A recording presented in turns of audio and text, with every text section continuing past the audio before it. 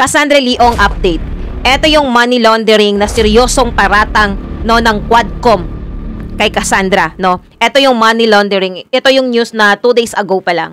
So basahin natin ha. Money laundering case laban Cassandra Leong or Cassandra Ong ibinasuran ng DOJ. So ibig sabihin, ang ginagawang investigasyon ng Quadcom ay hindi matibay at walang batayan. Kasi nag-aakusa sila sa isang taong walang sapat na ebidensya, kundi puro hearsay lang, 'di ba?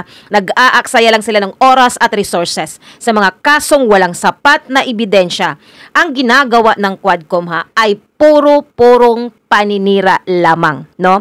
May mga reputasyon at kredibilidad na sinisira dahil ang akusasyon nila ay kulang sa ebidensya, masyado na silang inggit sa yaman ng batang si Cassandra Leong, 'di ba?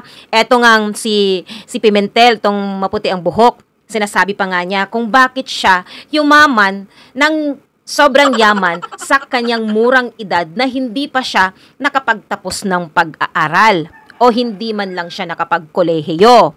'Di ba? 'Yun ang sabi niya. At bakit marami siyang mga negosyo?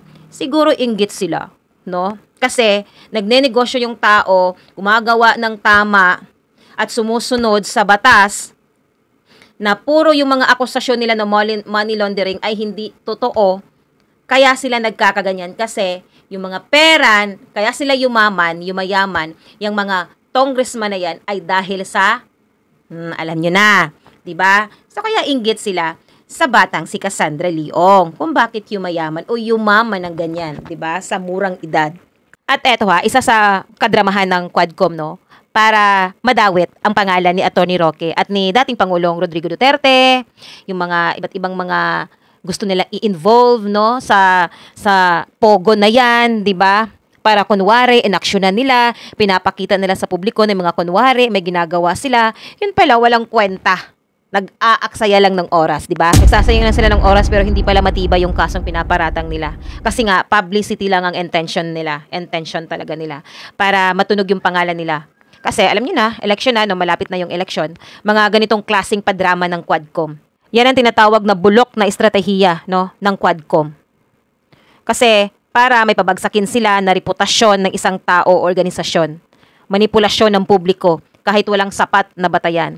Kasangkapan nila sa kompetisyon ang negosyo at political interest lamang, no, ang nakataya.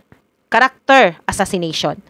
Pagpapahina ng posisyon ng kalaban dahil may mga gustong idadawit. Yun na nga, no, marami silang idinawit na mga pangalan, 'di ba? Mga ganitong klaseng bahagi lang ng kanilang kampanya para kunwari magmukha silang responsable at epektibo sa mata ng publiko.